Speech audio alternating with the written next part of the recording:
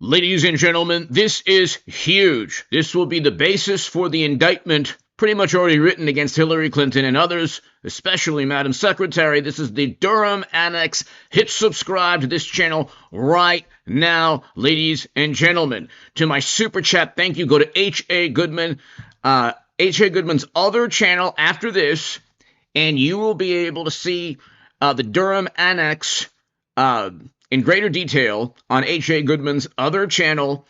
The link will be below in the description and the pinned comment. It's also on the homepage of H.A. Goodman, my main channel of almost 300,000 subscribers. To my super chat, thank you. I can't do this without you.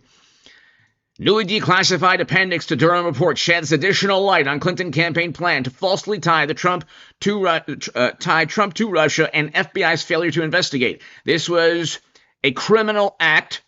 The statute of limitations it's well within the statute of limitations because Clinton testified in 2023 and 2022. I believe 2022 or 2023 to John Durham. The classified documents are here. You can look at them. We'll get to the testimony in a second. This is huge. Authorized for public release by Chairman Grassley. These are all you even have Debbie Wasserman Schultz, the former DNC chair in 2016 that helped cheat Bernie Sanders along with Clinton and others, allegedly, potentially.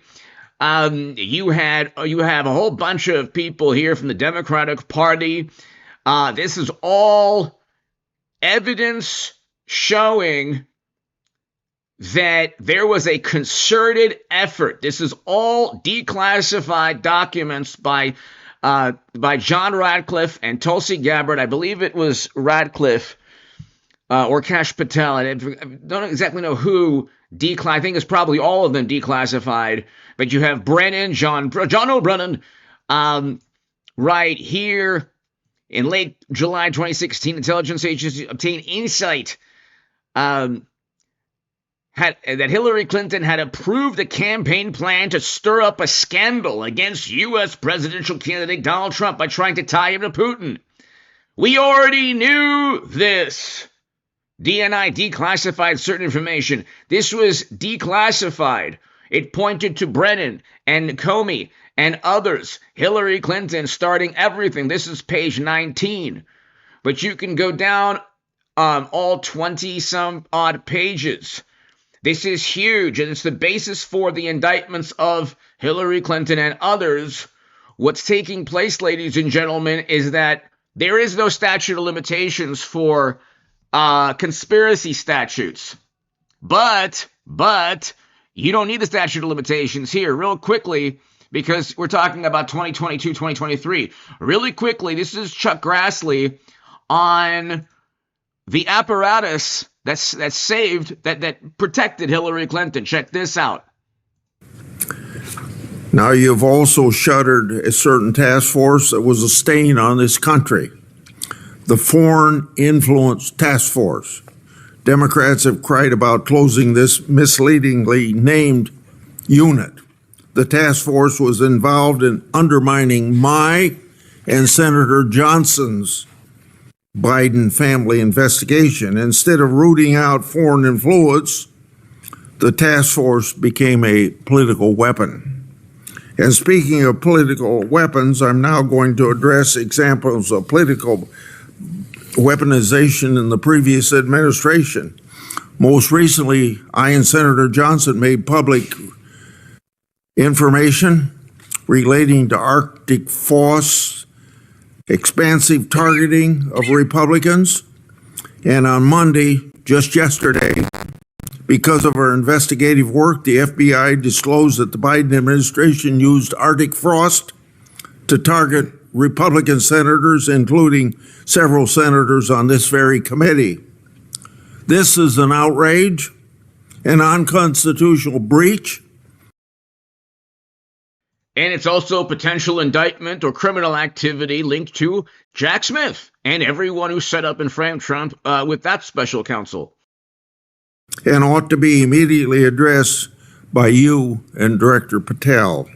It's also a clear example of why the Justice Department has had to fire personnel who you hear Democrats defending. Hey, this is Senator John Ossoff. The taxpayer's dime. While on the taxpayer's dime, these now fired employees not only weaponized law enforcement, but some of them also retaliated against patriotic whistleblowers. These are indefensible acts.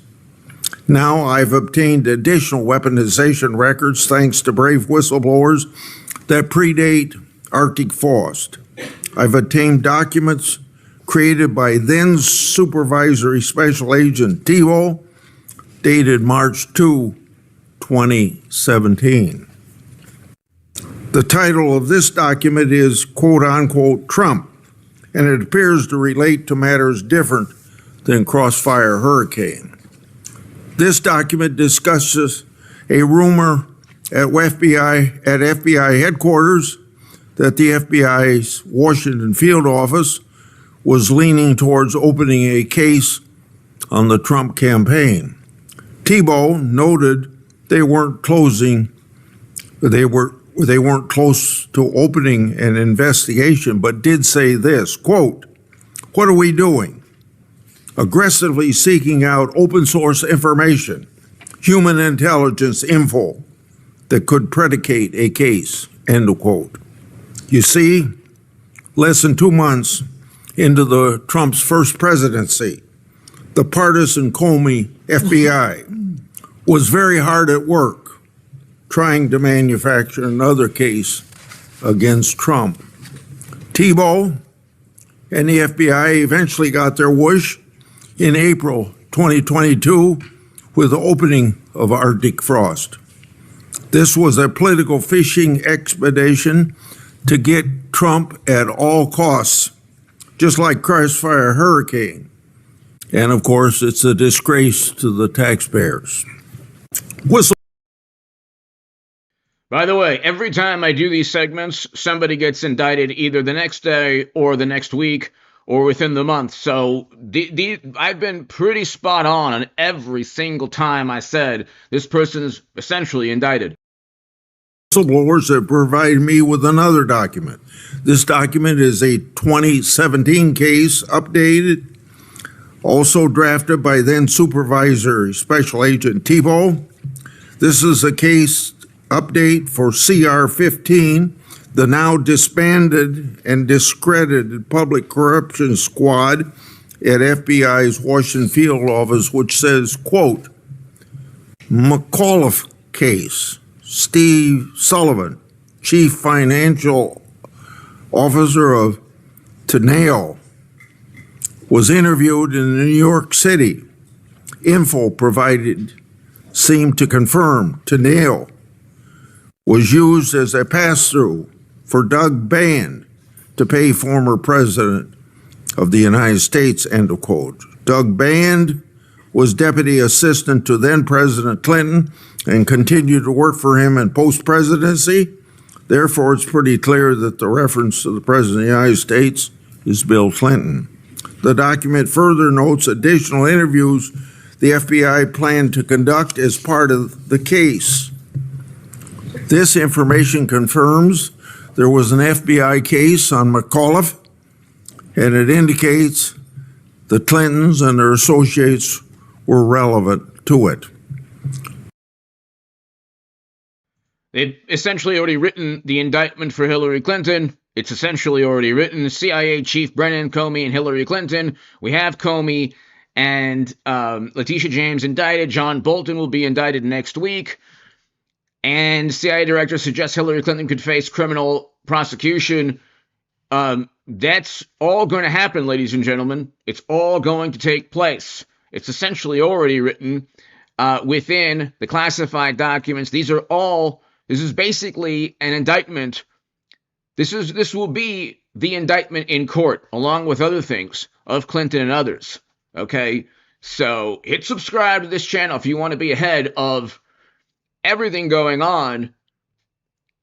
We'll continue with Chuck Grassley, but everything that I have been saying from Comey, I've been telling you for years that Comey is going to get indicted.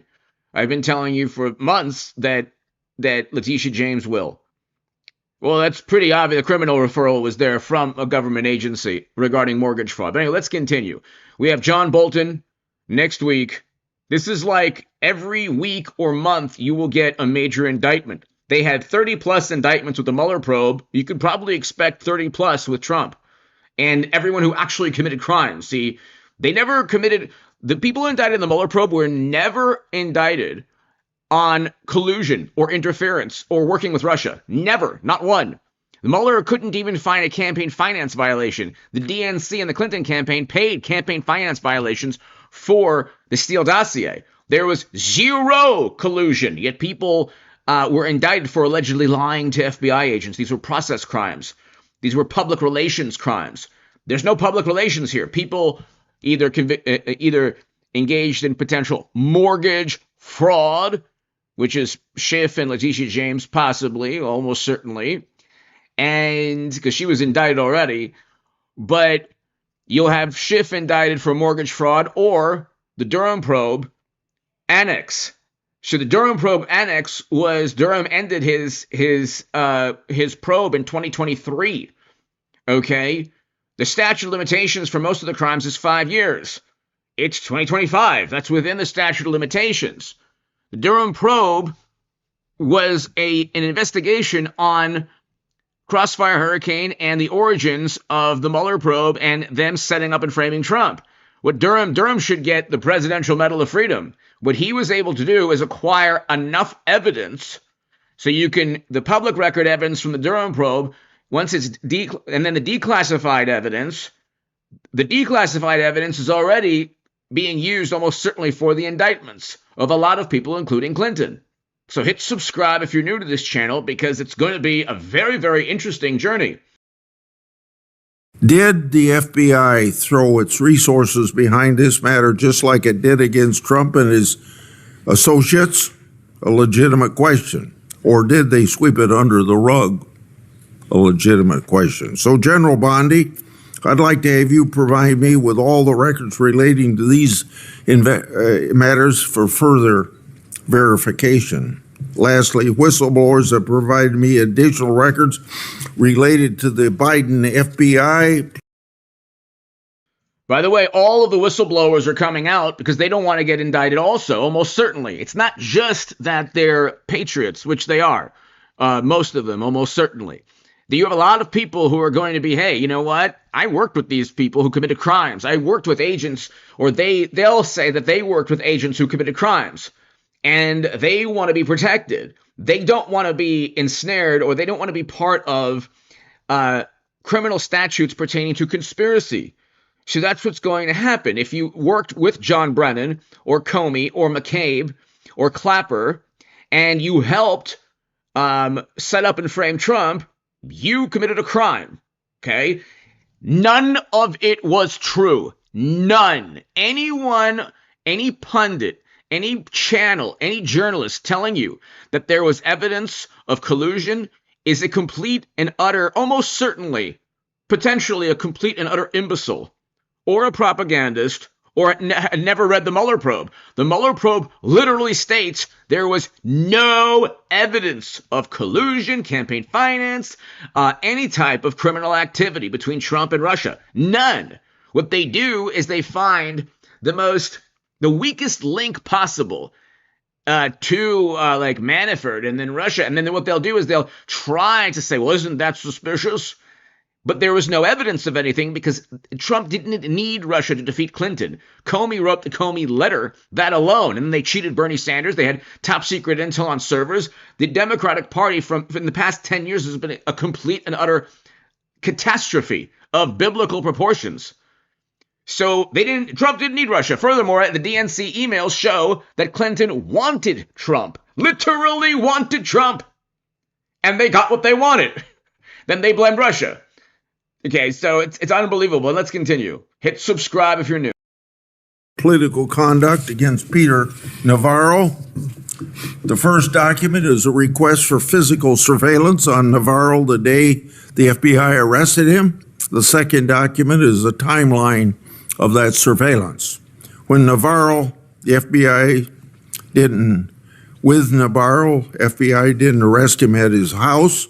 which was literally right next to the FBI headquarters. Instead, they surveilled him and his fiancée all morning, starting at his home, following them to the airport, and then arrested him in public at the Reagan airport. The way Navarro was treated is unnecessary.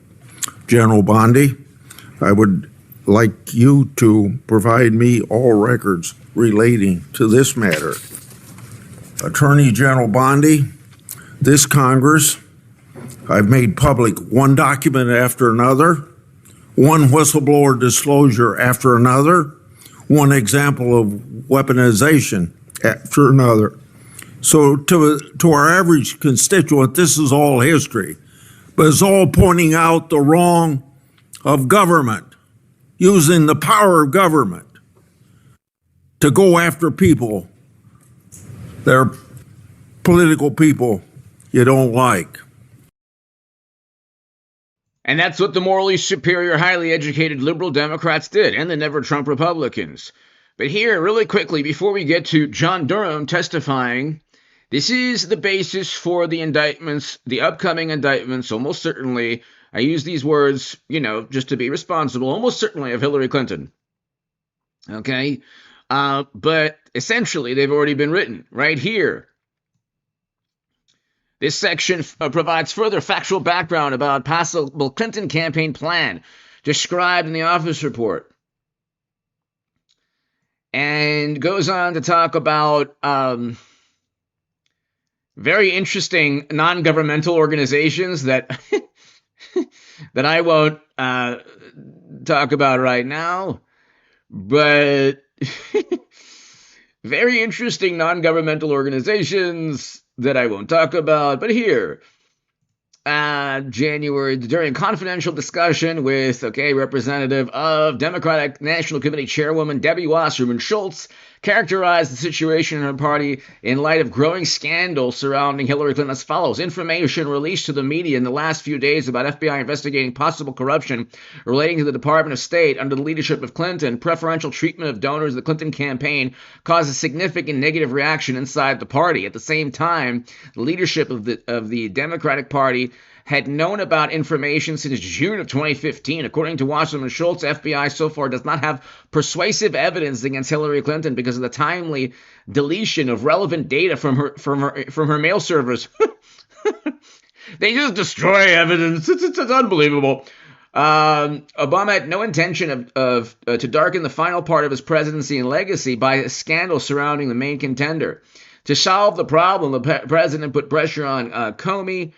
However, so far without concrete results. Again, this is all interesting. So this kind of points to what I've been saying. President Obama is going to secretly help President Trump. I can get into it.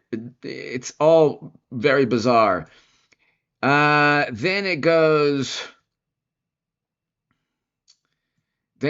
on to talk about, according to McCabe and later memorialized, was based on first the report, multiple levels of hearsay.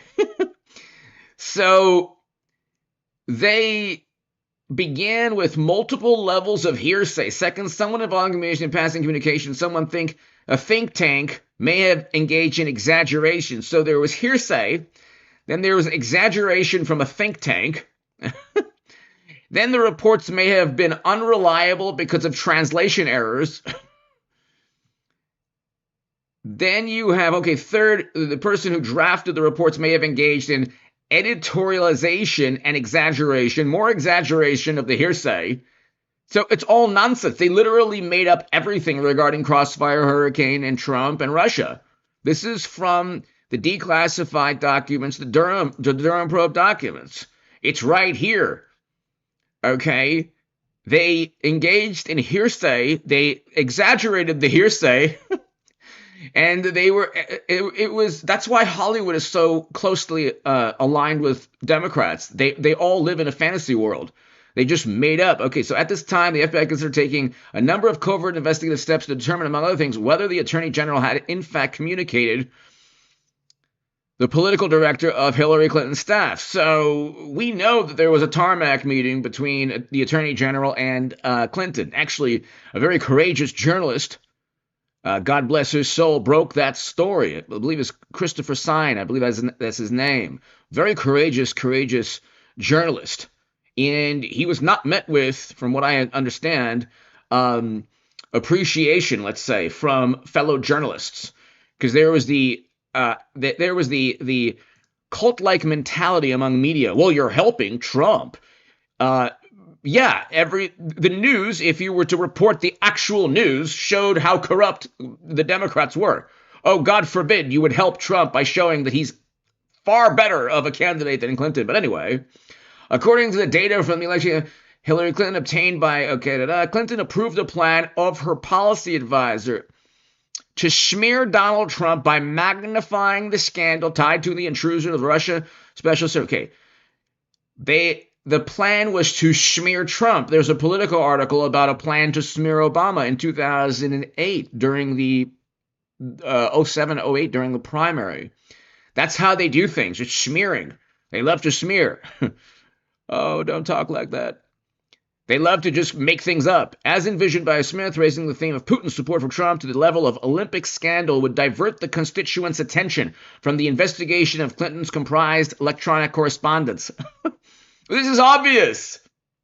In addition, by subsequently steering public opinion towards the notion that it needs to equate Putin's effort to influence political process in the U.S. via cyberspace to acts against a crucially important infrastructure, power supply, a relatively sluggish reaction from the administration of events around DNC led to the resignation of Debbie Wasserman Schultz.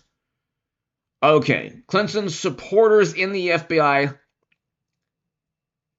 lacked conclusive, irrefutable evidence of Russia's involvement. That's interesting also. Look at that.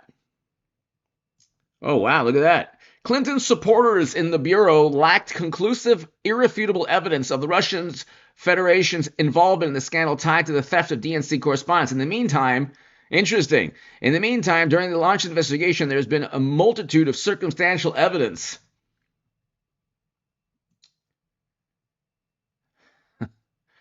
Okay. Circumstantial evidence. Okay. Interesting. So you have a whole bunch of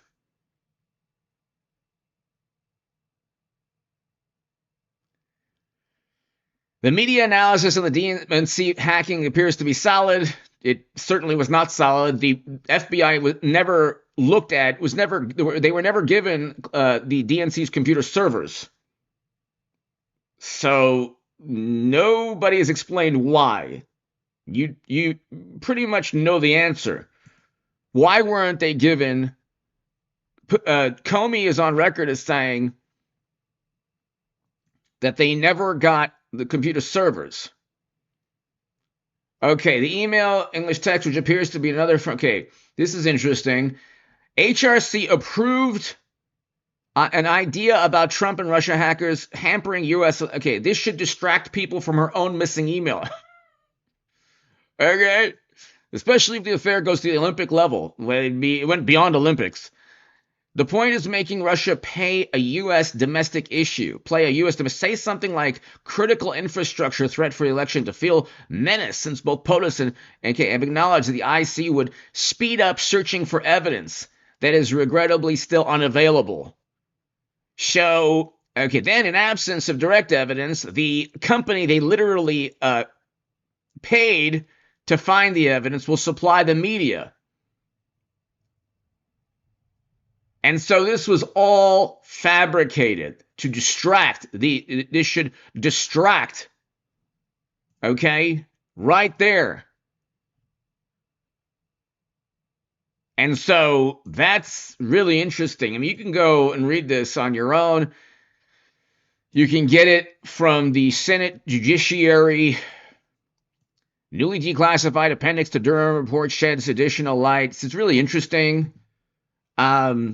They all talk. These are all emails, and this is real-time communication that the Durham probe found of them literally fabricating the Trump-Russia myth. It was a complete myth. I actually wrote a, let's say, pamphlet about that a while back. It might still be on Amazon, and so debunking the Trump-Russia myth, I wrote. And so here you have all of this, they were just so, it was scandalous. For instance, August 3rd, 2016, in a meeting at the White House, CIA Director Brennan briefed President Obama, Biden, Clapper, Comey, and others regarding Russian interference efforts. Brennan's handwritten note stated in part, "We're getting additional insight into Russian activities. Alleged approval by Hillary Clinton of a proposed plan from one of her foreign policy advisors to vilify Donald Trump by stirring up a scandal claiming Russian interference by Russia's security services."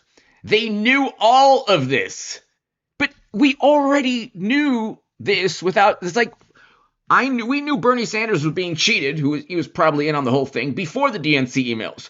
We knew Trump was being set up before the Durham probe annex. This is page 18 of the Durham probe annex. All right, let's listen to Jim Jordan. You've had enough of me. You can go read the Durham probe annex yourself. It's basically a bunch of people conspiring to create a plan to vilify Trump, to deflect or distract from Clinton's emails and the absolute dumpster, you-know-what, of the Democratic Party. Check this out. Durham, in the summer of 2016, did our government receive intelligence that suggested Secretary Clinton had approved a plan to tie President Trump to Russia? Yes. Was that intelligence important enough for Director Brennan to go brief the President of the United States, the Vice President of the United States, the Attorney General of the United States, and the Director of the FBI? Yes. And was that intelligence put then into a memorandum, a referral memorandum? Yes. And was that memorandum then given to Director Comey and Agent Strzok? That's who it was addressed to, yes. Did Director Comey share that memorandum with the FISA court? I'm sorry, Did he share that memorandum with the FISA court? Did Director Comey do that? I'm not aware of that if he did. Did he share it with the lawyers preparing the FISA application? Not to my knowledge. Did he share it with the agents on the case, working the Crossfire Hurricane case? No. Didn't share it with the agents on the case. Can you tell the committee what happened when you took that referral memo and shared it with one of those agents, specifically Supervisory Special Agent Number 1? We interviewed the first supervisor of the Crossfire investigation, the operational person. We showed him the intelligence information. He indicated he had never seen it before. He immediately became emotional, got up and left the room with his lawyer, spent some time in the hallway, came back. He was ticked off, wasn't he? Yes. He was ticked off because this is something he should have had as an agent on the case. This is important information that the director of the FBI kept from the people doing the investigation. The information was kept from him. Who's Charles Dolan? Charles Dolan is a public relations person here in Washington, D.C. He had prior involvement, professional involvement with Russian government, representing Russian government interests. He was a person that was associated with Igor Danchenko. He was also buddies with the Clintons, wasn't he? He had held positions when President Clinton was president. In their campaign advisory to Secretary Clinton's presidential campaign, executive director of the Democrat Governors Association. That's the same Charles Dolan we're talking about? Yes. Yeah, and wasn't he also a key source for information in the dossier? He provided some information that was included in Ritz-Carlton the dossier, yes. stuff, the Manafort stuff. In the Crossfire Hurricane investigation and the Mueller investigation, when the FBI interviewed Mr. Dolan, what did he have to say? To my knowledge, they didn't interview Mr. Dolan. They didn't interview this guy? Source for the dossier? Key information in the dossier? Buddies with the Clintons? They didn't talk to him? No. I mean, we report on that because even Christopher Steele in October 2016 identified Dolan as somebody that might have information. I find it interesting they didn't talk to him. But were there agents on the case who wanted to talk to Mr. Dolan, Mr. Durham? Yes. What happened to analyst number 1? She kept pushing to talk to Mr. Dolan. She was ultimately turned down. What happened to her the day that she was turned down and said, no, we're not talking to Dolan? What happened to her? At about the same time, she was assigned to a different project. They moved her. They said, we can't have this. We can't have that. We can't be looking into the Clintons' buddy, a key source for the dossier. They reassigned her. And then what did she do? She memorialized it. She entered a memo to the file because she said, some point the inspector general is going to want to know this information. I'm going to make it sure it's recorded contemporaneously. She put it in the file. It's crazy. They didn't talk to the key source. They kept key intelligence from the investigators. This is how bad this investigation was. But here's the scary part. I don't think anything has changed. The day your report came out, 5 weeks ago, May 15th, you got a letter, Mr. Durham, addressed to you from the general counsel at the FBI, Mr. Jason Jones, writes you this 6-page letter, and he says, not to worry, everything is fine. It's all been worked out at the FBI. He even says on page 2, he says, had the reforms implemented by current FBI leadership, summarized below, been in place in 2016, failures detailed in your report never would have happened. And he underlines it. Said this would never happen because of the reforms we implemented in 2019 and 2020. And then he says on page 4, one of the specific reforms, he says, FBI executive management has instructed investigations should be run out of the field and not from the headquarters. That statement is not true. 5 weeks ago, the FBI wrote you and said everything has changed when in fact it hasn't, and a statement in there is absolutely false, and we know it's false because 2 weeks ago today, we interviewed Stephen D'Antuono, former head of the Washington field office, Mr. Durham, and here's what he said in his transcript. Head of the Washington field office, when the Trump classified document investigation began, he said, that case was handled differently than I would have expected it to be, than any other cases handled. We learned a lot of stuff from Crossfire Hurricane, that headquarters should not work the investigation. It's supposed to be the field offices. My concern is that the Department of Justice was not following these principles. Nothing is, and that's the thing that scares me the most. Nothing has changed. Mr. Durham, I'm just finished with this. 60% of Americans now believe there's a double standard at the Justice Department. You know why they believe that? Because there is. Well, this was 2 years ago when Durham ended his investigation, which means that Durham, that the statute of limitations for Clinton and others, there are no statute of limitations. Here's why. Check this out. Especially because Durham ended his probe about 3 years ago, 2 to 3 years ago. But this is exactly why. Check this out. This is the current CIA chief. Okay, so Democrats loved Brennan and Comey and Clapper, and they loved all the intel officials, but they don't like the intel officials now. They just don't like them now. Hit subscribe, by the way, if you're new to this channel, and go to H.A. Goodman's other channel after this. Let's build that channel also. Check this out. To my super chat also, thank you. Check this out.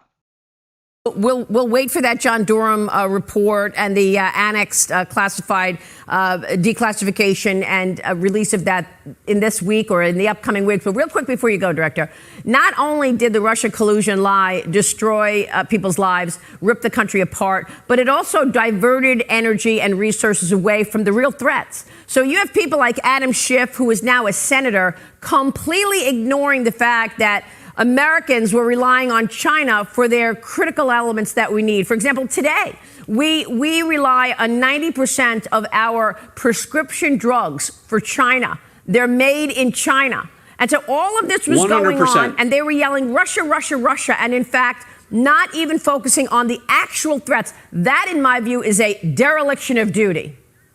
100%, Maria, completely agree. And don't limit it to China. So the mess that we just cleaned up, the Trump administration cleaned up with regard to Iran and its pursuit of a new showing, we are fully capable of undoing furtherance of that conspiracy.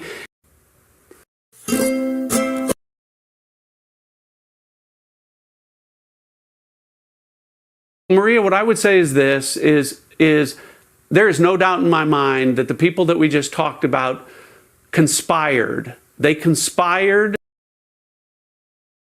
Okay, so that was what I was looking for. There's no statute of limitations. The statute of limitations ends for a conspiracy when the conspirators stop conspiring.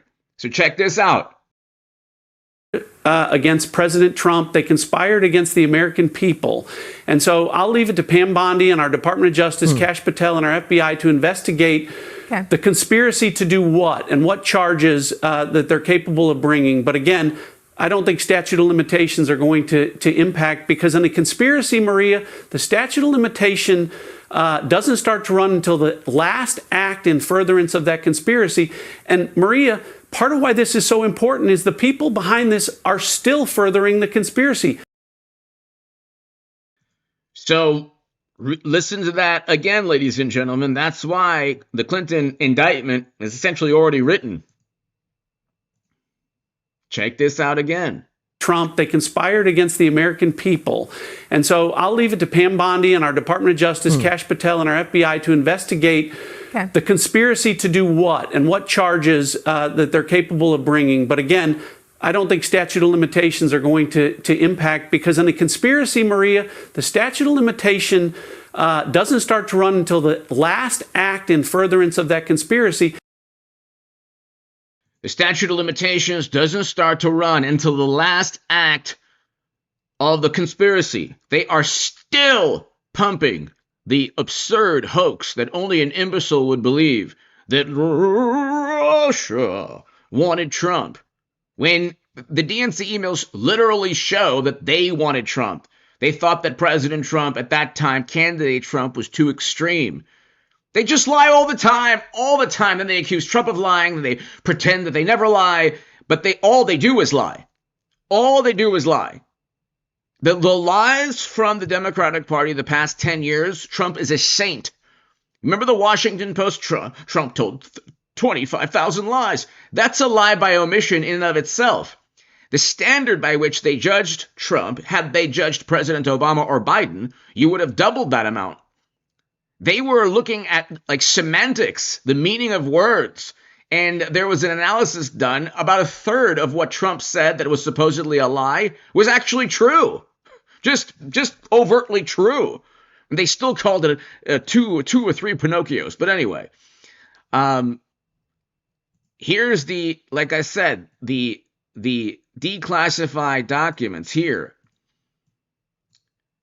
Here, on July 12, 2016, FBI personnel, including Director McCabe and Yates and others, about the TI information. While the consensus among the group was that the information was not credible, the decision was ultimately made by Yates to brief Attorney General on the TI information. Initial reports: McCabe and Anderson provided. McCabe and Anderson gave the Attorney General copies. For unknown reasons, Lynch was not shown the July 25th, July 27th emails describing the plan by the Clinton campaign to link Trump to Russia. The Attorney General was not shown the plan. Who knows what would have taken place? Maybe she would have just looked the other way. Who knows?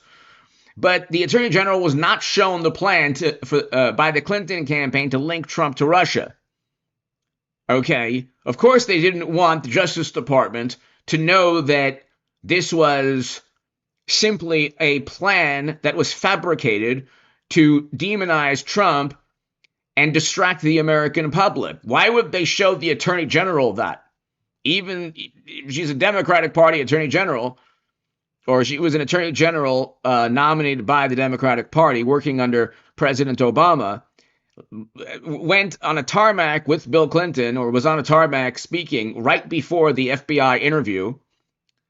That, again, a very courageous journalist broke that story, and media was in radio silence. Nobody wanted to touch that story.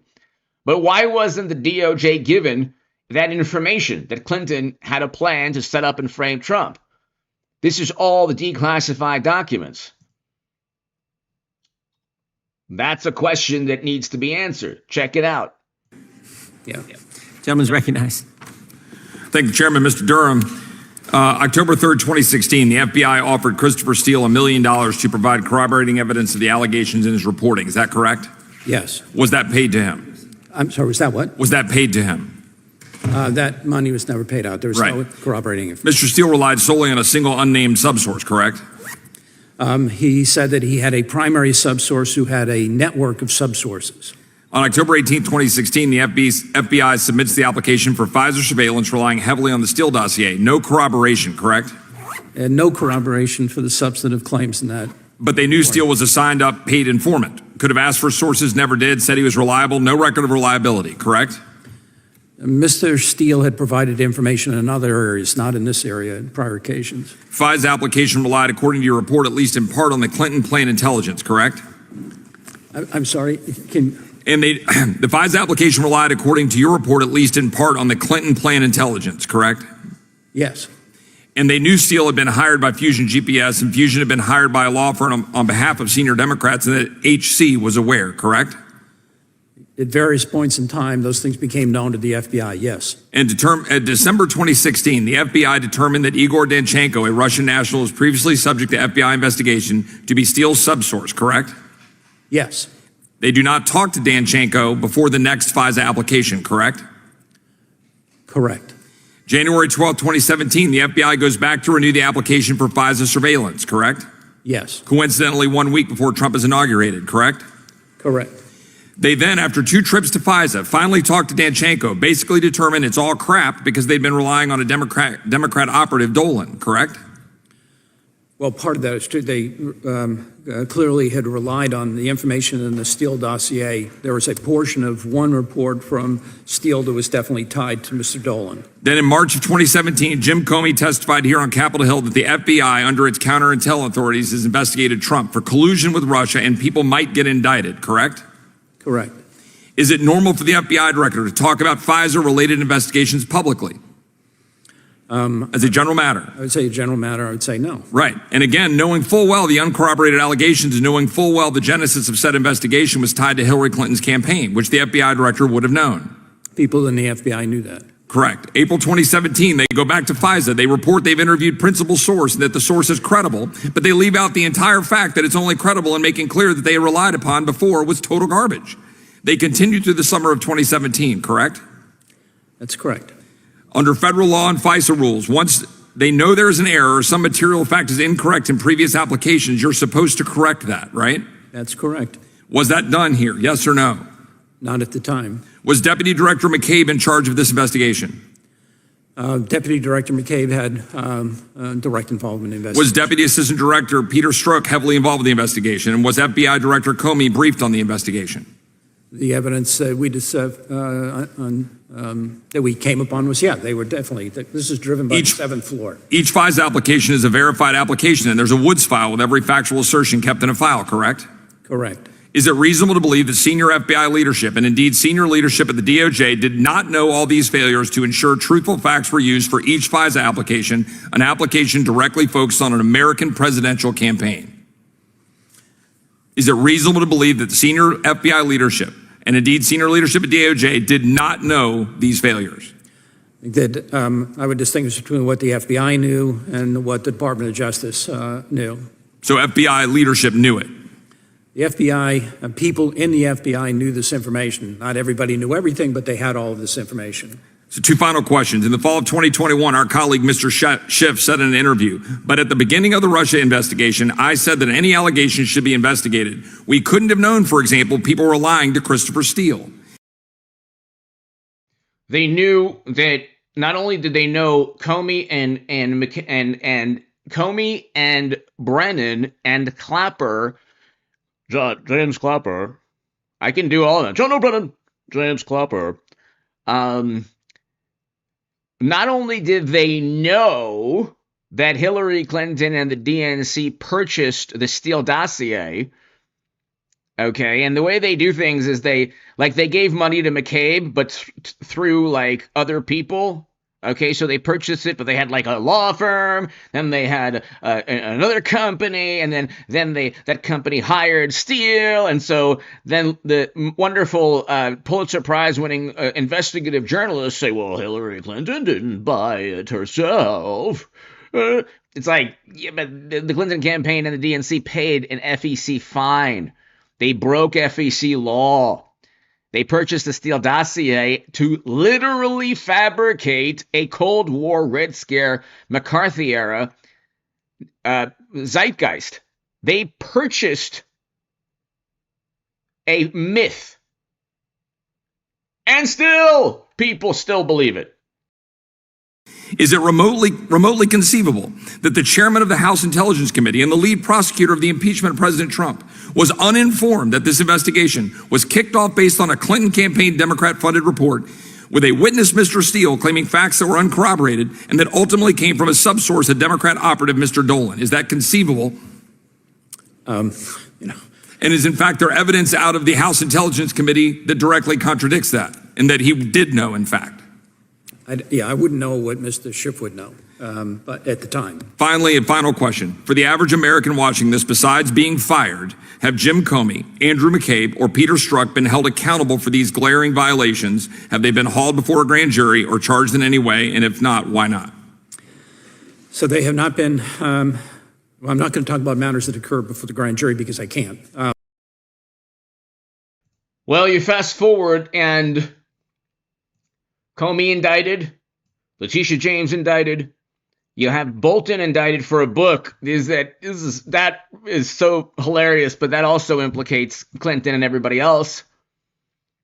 And this is Tulsi Gabbard explaining the documents that she released, but also tying into the Durham probe annex. So there's the Durham probe annex, then there's the ODNI declassified documents. So that's huge. Thank you very much. Good afternoon.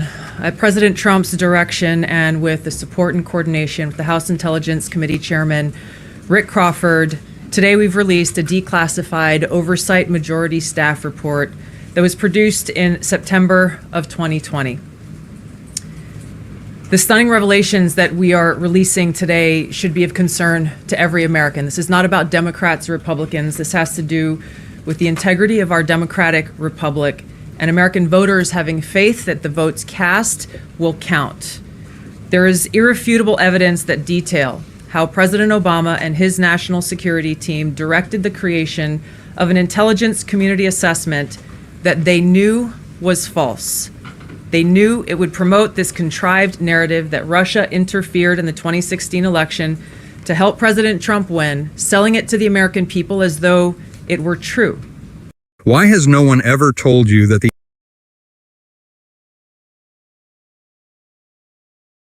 The report that we released today shows in great detail how they carried this out. They manufactured findings from shoddy sources. They suppressed evidence and credible intelligence that disproved their false claims. They disobeyed traditional tradecraft intelligence community standards and withheld the truth from the American people. In doing so, they conspired to subvert the will of the American people who elected Donald Trump in that election in November of 2016. They worked with their partners in the media to promote this lie, ultimately to undermine the legitimacy of President Trump and launching what would be a years-long coup against him and his administration. We're here today because the American people deserve the truth, they deserve accountability, and they deserve justice. The records that we released on Friday that were ODNI records, Senator Chuck Grassley's release on Monday of what is known as the Clinton Annex, which was an appendix to the Department of Justice Office of Inspector General's 2018 report. So Director Gabbard is going to cite the Clinton Annex and also the declassified documents that she declassified as Director of National Intelligence. And there's more declassified documents to come. Okay, we knew this. If you watch this channel the past 6, 7, 8 years, I've been telling you all of this, and I don't have any access to anything other than just basic logic. As well as the House Intelligence Committee's majority oversight report that we're releasing today, all come back to and confirm the same report. There was a gross politicization and manipulation of intelligence by the Obama administration intended to delegitimize President Trump even before he was inaugurated, ultimately usurping the will of the American people. I'm going to go over the key findings from the House Intelligence report, which investigated the claims that were made by an intelligence community assessment ordered by President Obama and published in January of 2017. First, Putin's principal interests relating to the 2016 election were to undermine faith in the U.S. democratic process, not show any preference of a certain candidate. In fact, this report shows Putin held back from leaking compromising material on Hillary Clinton prior to the election, instead planning to release it after the election to weaken what Moscow viewed as an inevitable Clinton presidency. In the January 2017 intelligence community assessment that President Obama ordered, John Brennan, who was CIA director at the time, and the intelligence community intentionally suppressed intelligence that showed Putin was saving the most damaging material that he had in his possession about Hillary Clinton until after her potential and likely victory. The report goes into great detail about the information that Russia and Putin had on Hillary Clinton, which included possible criminal acts like secret meetings with multiple named U.S. religious organizations in which State Department officials offered, in exchange for supporting Secretary Clinton's campaign for the presidency, significant increases in financing from the State Department. They also had documents that showed the patronage of the State Department to State Department employees who would go and support Hillary Clinton's presidential campaign. There were high-level DNC emails that detailed evidence of Hillary's, quote, psycho-emotional problems, uncontrolled fits of anger, aggression, and cheerfulness, and that then Secretary Clinton was allegedly on a daily regimen of heavy tranquilizers. Then CIA Director Brennan and the intelligence community mischaracterized intelligence and relied on dubious substandard sources to create a contrived false narrative that Putin developed a quote-unquote clear preference for Trump. Brennan and the IC misled lawmakers by referencing the debunked Steele dossier to assess quote-unquote Russia's plans and intentions, falsely suggesting that this dossier had intelligence value when he knew that it was discredited.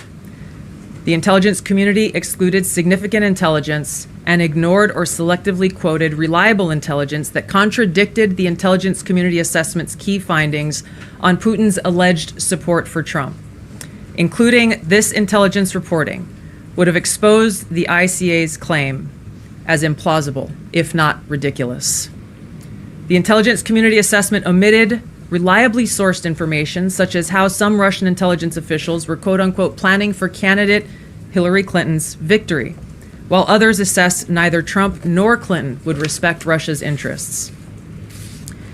As was reflected in the ODNI documents that we released on Friday, multiple intelligence community assessments released in the months leading up to the November 2016 election concluded that Russia had neither the intent nor capability to impact the outcome of the U.S. election. On December 5th of 2016, the FBI and ODNI gave the House Intelligence Committee its first post-election classified briefing, in which there was no mention of Putin aspiring to elect Trump by either agency. The Presidential Daily Brief, drafted on December 8th of 2016, stated that no Russian or criminal actors impacted vote counts. This document was pulled just hours before it was to be published due to quote-unquote new guidance. If it had been published, Cricket Kiss, thank you so very much. Greatly appreciated. Thank you to my super chat. Thank you. Thank you again. Greatly appreciated for the super chat. Thank you. it would have been briefed to both President Obama and President-elect Donald Trump. On December 9th, 2016, a National Security Council meeting was called to gather President Obama's senior national security officials, which included CIA Director Brennan, then Obama DNI James Clapper, Susan Rice, and others. Following that secret meeting, DNI Clapper's assistant sent an email to the intelligence community with the subject line, POTUS tasking on Russia election meddling, tasking ODNI leaders to create a new assessment per the president's request. The House Intelligence Committee Oversight Report that we released today reveals that, quote, unlike routine intelligence community analysis, the intelligence community assessment was a high-profile product ordered by the president, President Obama. It directed senior intelligence community agency heads and created an intelligence community assessment limited to just 5 analysts, using one principal drafter. To my super chat, thank you again. Ladies and gentlemen, hello to everyone here. Dark Meta, hello. Everyone here, thank you so very much for tuning in. You can go, the Clinton Annex, the Durham Probe Annex, you can get that in the Senate Judiciary, Chuck Grassley's press release right here. And it's right there, classified appendix, Durham Annex. The Durham Probe is the basis for the upcoming indictment of Hillary Clinton and others. Hit subscribe to this channel right now. If you're new, again, thank you so very much. Cricket Kiss for the super chat. And go to H.A. Goodman's other channel right now. I will have a live stream on this channel, H.A. Goodman, at about 10, 11 p.m. Eastern tonight. Go to H.A. Goodman's other channel right now for a follow-up where we'll go into the classified, the newly declassified documents further. Hit subscribe. Thanks, everybody.